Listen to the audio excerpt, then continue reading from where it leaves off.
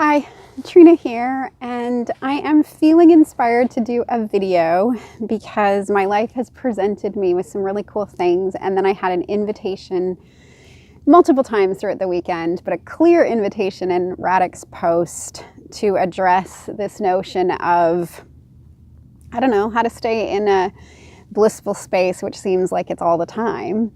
And here's what's really cool. I live my life with an intention of what I want. And for the longest time, it's been expansion. And over the past 3 years, it has been super accelerated expansion. It has been coming home to me. It has been expressing source in this physicality every single moment that I possibly can. And it's also been to be on the leading edge of whatever it is. So I've approached my whole life like it was an experiment. And all through my life, I have been invited continuously to moments of surrender. Just so many things. I mean, I could go all the way back to teenagehood, but I don't need to. None of those stories hold much. I mean, they hold some evidence if that's valuable or important, but they don't hold anything for me in this sense of I got what I needed and I blessed them. I thanked them. I sit in a place of presence and happiness with them. And sometimes I share them if it feels relevant. I think it feels relevant to say that, about 8 years ago, almost 8 years ago, my husband at the time, father of our 4 beautiful children, transitioned, and very suddenly. And I was in a space of now being a single mom with a 3, 6, 11, and 13-year-old.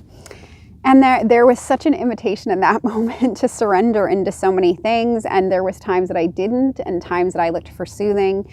And at some point I see that every single invitation has brought me to this moment.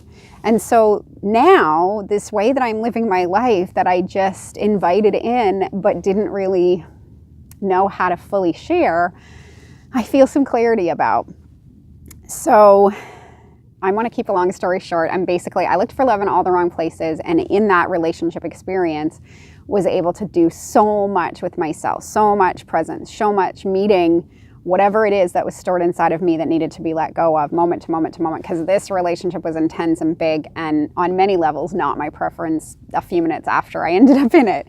But I took responsibility for it and knew it. And so when it ended, I entered into this space with myself of unconditional love, of this purity with my beingness, this intoxicatingly, deliriously falling in love with myself. Every single thing was about that. It became what I wanted to do. And at the time, this is what I had no idea where life was going to take me, what it was going to go. I just lived moment to moment. I wanted to breathe into the being of myself and know that anything that I needed was given to me from my inner being, from source, from my connection inward. And I flowed in that clarity, in that knowing, so that I felt like I was loving myself full. And I knew someday that I may decide to be in a relationship again, because I think having that reflection of myself, the relationship that I have with my inner being played out loud with another is divine and beautiful and delicious in so many levels. But I didn't have an agenda. I had no idea. So it ended up being very, very fast. And this 8 weeks was the most incredible 8 weeks of my life. It was like, meet myself, love myself. And I wouldn't say there was much. I mean, I did one little cacao transformative breathing session just because it sounded like a cool thing to do as a reset. And certainly it does not mean that it cleared everything, but it brought me back to a place of presence. And then over the course of the next 3 years, I just incrementally moved into the expansion of myself. And so one of the key things was that when I met the man that is now currently my husband, we had this crazy coming together, which was so, clearly orchestrated by him and I and our inner beings. And it's so beautiful and just was also very, I wouldn't say slow, but yeah, it was kind of slow in it. We both sort of held to this adage of I like you a little bit, let's see how it goes, with no need to nail each other down, no need to sort of do that thing where like now you're mine and I need you so that I know I'm settled and I know I can feel good. I had done that before and it didn't work. And so this time I wanted the center of myself to stay in myself. I understood that in being with him and sharing the flow of my love and the flow of myself, it potentially can increase my alignment.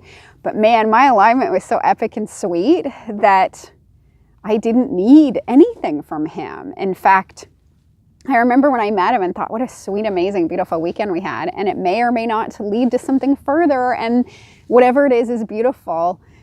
It was so freeing to be in that space. And then we started to spend a little bit more time together. And he lived apart from me. We lived 3 hours apart. So we just saw each other, when we did, and in amongst my kids and all those other things. And at the same time, I stayed the center of my own universe. I made what was going on for me the most important. And the other thing was that I invited him to do this experiment with me of what would it be like to be in an unconditional relationship where it's leading edge. We don't have a map. We don't know what we're doing, but we're just going to feel into it every step of the way. And from that place, for me, and I can't speak for him, but clearly for me, the loving myself full was the number one priority. And when it came time later, when we decided to align in partnership, which is what we called our marrying journey, because he wanted to come to Canada and that just made the whole immigration thing a little bit easier. We called it an aligned partnership, and it included our promises to each other with things like, I take 100% responsibility for how I feel. I love myself first and foremost, and from that place of fullness, I flow my love to you. I choose in all consciousness every single day to be full with me and then invite you to that fullness with me. And I don't know if those were the exact same words for that one, but similar to that. And every single one of our promises reflected this understanding that the work is mine. It's an inside out job. And further to that, even long before the ceremony itself, I had made this commitment to myself to take responsibility for me, which meant when something comes up and I see something in him that isn't my preference or that bothers me in some way or takes me out of alignment, I didn't go to him. I didn't do the let's sit down and have a talk about this thing. I went inside of me and I sat in that and I stayed in that and I was present with myself to say, what is this about? Where is it coming from? And what is it going to take? Either just releasing and relaxing, which was 90% of what it was almost all the time. Sometimes I wanted to mess into it and I let my mind have some say in that. But really, I never took anything to him until I was on the other side of it. And then it was only just in a sharing of like, wow, I felt this release and this expansion. And I so appreciate the fact that you helped me to get to that. And we see each other as the pure reflection.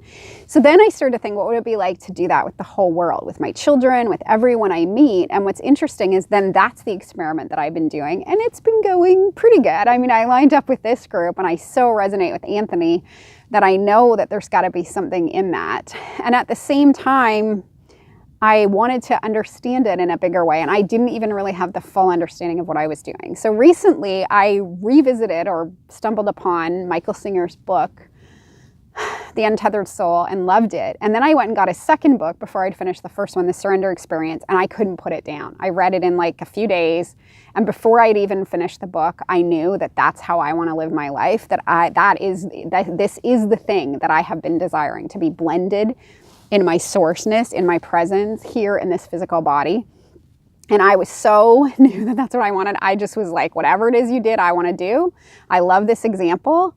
And so I went to his website and he has a beautiful course that he teaches called Living in Surrender. And I'm now on the 7th session of the 8 sessions, and holy shit, it pulled everything together to me and for me in such an amazing, beautiful way. So now I understand what I had been doing in this relationship with my partner, but I didn't have the words, and now I do. So here's the notion that I have, and this is just as simple as I can get it, and I would suggest checking out the course because it takes you on this epic journey that I would probably not be able to quite capture. I can only share my experience, and I'll do a bit of that. But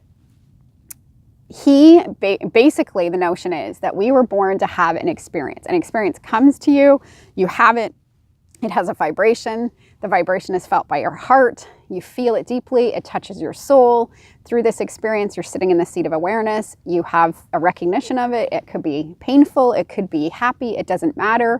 You don't resist the pain. You don't cling to the happy. It breathes through you. The mind may chatter, but that's okay too, because you just notice it, and then it passes, and then the next, and then the next, and then the next. And we see the beauty and the gift in everything that happens in every single experience.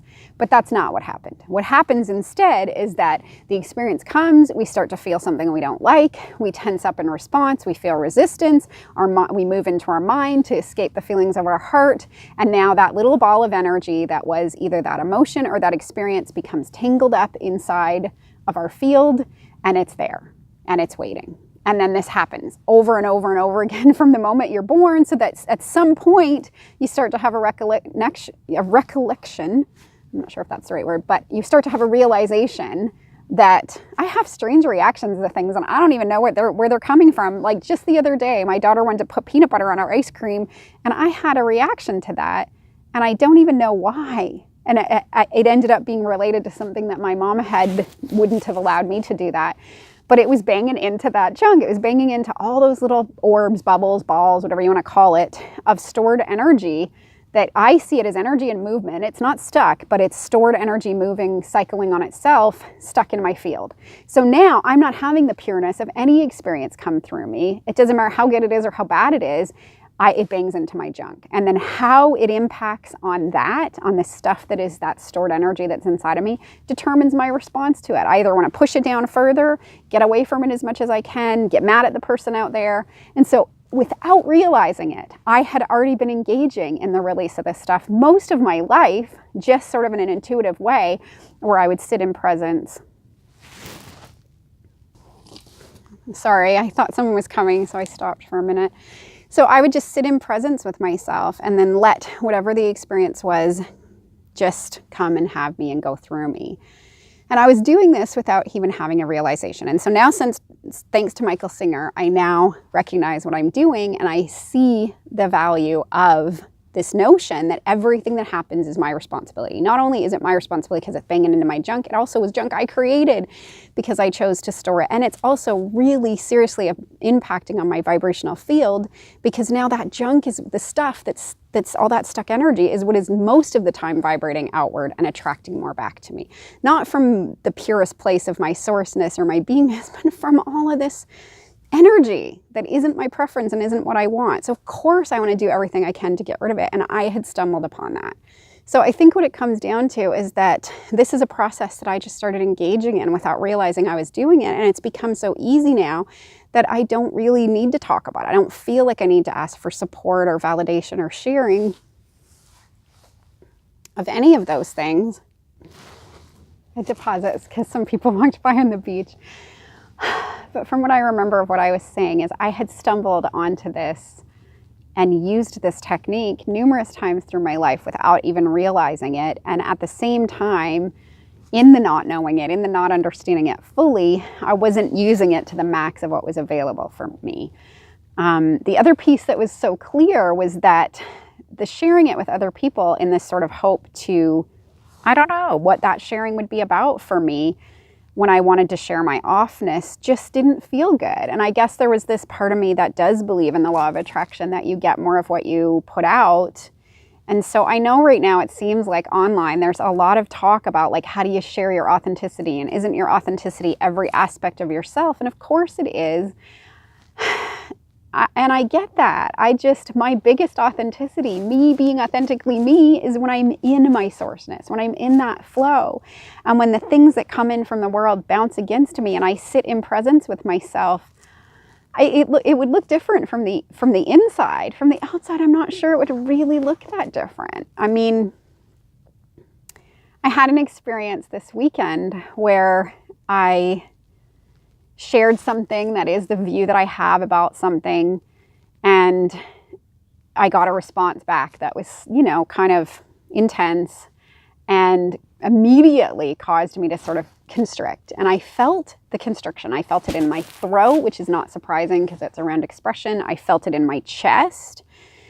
And I realized that here I am. The initial realization I had is some of the words that were said were identical words that I had heard before, that this was clearly my stuff, that this was clearly me inviting myself to let this go, that it was just time, that I don't need to censor myself, that I can stand so clearly and fully in my truth and presence and beingness, and I don't need anybody else to agree with me to make it okay. And that was the invitation.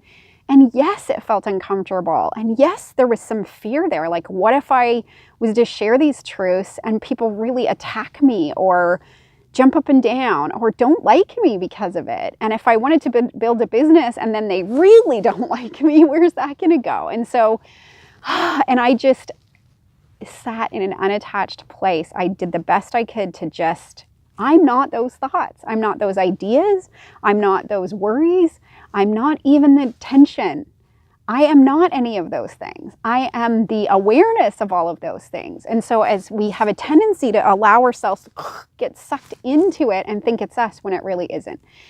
And so I felt this and I know Michael Singer calls it R&R, which is just release and relax. Just release and relax. Just let go. That's what surrendering is. Surrender into it. And that's different than diving into it and sitting in it. It's not that. It's staying in it from that space of awareness, which means the recognition that I am not it. And so, man, as I did that, and I found myself back into connection with myself, and this whole amount of information came as to what that was about. And now I could let it go. And I didn't even need to know the specific time or times, all the times in the past that I had held it, because once we've got stuck energy about something, every time something approaches near it, we're going to move away from it and more of it's going to glom on. I didn't really need to know that. I just guessed that I have a feeling that at different times I expressed my truth. It didn't feel well. I pushed it down. It got stuck. Now it can just go. And so I let it go. And I did share this with my husband. I do share this with some people that are close to me. And I did share it a bit, I think, on the group because it was in a group that I was processing it. And the other thing that happened is I got a reflection back around my parenting that maybe I'm too wishy-washy with my kids and I don't set enough limits, or I set limits and I don't stick to them. And again, this came from a person that I love dearly, and I felt this constriction and this tension. And at the same time, I knew it had nothing to do with him. Again, this is a reflection I had gotten many times. And the work for me was to be with that, to sit with it, to go, okay, this energy has come up because it's ready to leave and I don't need to hold this anymore. And so it was just like, whatever he said, beautiful, perfect. I'm the one that invited it. It's my creation. He could only say the things that resonated with me because it's perfect and vibrational anyway.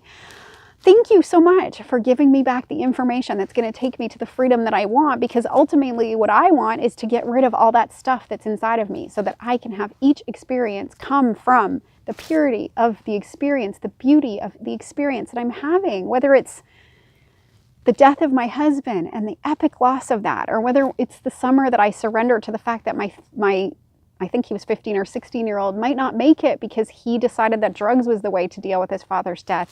No matter what it is, the best and most power I have is to surrender to myself and to the knowing that everything's going to be just fine, and sit in that space and just let the emotion touch me in the way it needs to. It's like Michael Singer says, and this is beautiful, so I don't want to take credit for it, but it's like our heart plays music. And when we listen to music, we don't negate the negative tones, the lower tones, the deeper tones, because we think, oh my God, they're negative and bad. We love them equal to the high because they give the high a place to be. So it's the same. The emotions are the song of our heart, and whatever it sings is beautiful. It's what makes the music alive. So whether it's a feeling of loss or a feeling of bliss, just let them touch your soul and move you, and trust that whatever you needed to get from the experience, we're consciousness, we're epic, we're amazing. We don't need to hold it in our energy field or in our mind so that we can keep it.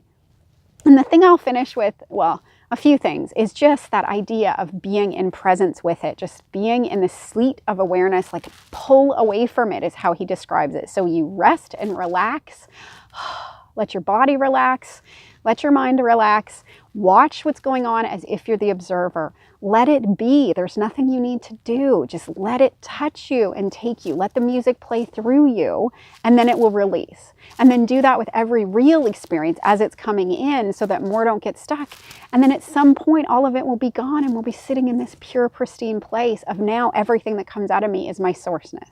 And so that's the place that I'm going to live in right now. Even though I still have stuff that's coming to the surface to be released, that's not the part that I want to focus on. I want to focus on the part of me that's source, that's there, that knows what it's going to be like when I'm free, because I was born and came here to experience what it's like to be free. And I heard this beautiful thing by Bentinho Massaro where he says, desire is not the root of all suffering, as it has been stated, that lack is the root of all suffering, and that pure desire flowed through an abundant being, a being that does not perceive lack, is the most beautiful expression of creation, the most beautiful expression of why we're here. That is what I want, to be so blended in my beingness. And I know this is long, so the last thing that I want to leave you with is Michael Singer shared this funny little I guess, analogy that I thought was the coolest thing. So imagine that every time in your life you smelled a smell that you didn't like, and you got a tiny little vial and you captured the smell in the vial. And every single time you got one, you took it home and you emptied the vial in your house. And then the next time and the next time and the next time, your house would stink, and you would be like, well, I need to keep those smells there so I remember how bad they were, so I stay away from them and don't smell them again. That's what we do with our energy. That's what we do with our experience. We're so afraid of the feeling. We're so afraid of those negative tones, or we so want the positive tones that we're clinging to them or resisting them. And that's what keeps our energy stuck. So that's the process that we're all being invited to. That's the process that we're going through, is how to let go of our stuff, how to let go of the junk, so that now an experience can come to me, through me, touch my soul. Let me love it. Whether it's my daughter thinks she wants to kill herself and doesn't know she wants to be present in this experience anymore, or whether it's the most epic blissed out moment of everything with myself, with my husband, the most divine, passionate lovemaking, or feeling like I'm in the depth of the worry of loss. It doesn't make any difference. They're all just here for my own expansion and my beauty. And this really was me speaking my own authentic truth. And if you stayed this long, thank you. I'm going to put the link below. I think it's an epic course. It's helped me connect so many dots and to even take it further so that I could understand what this is that I've been doing and how to even do it deeper. Thank you so much for watching. I'll see you around the group. Bye.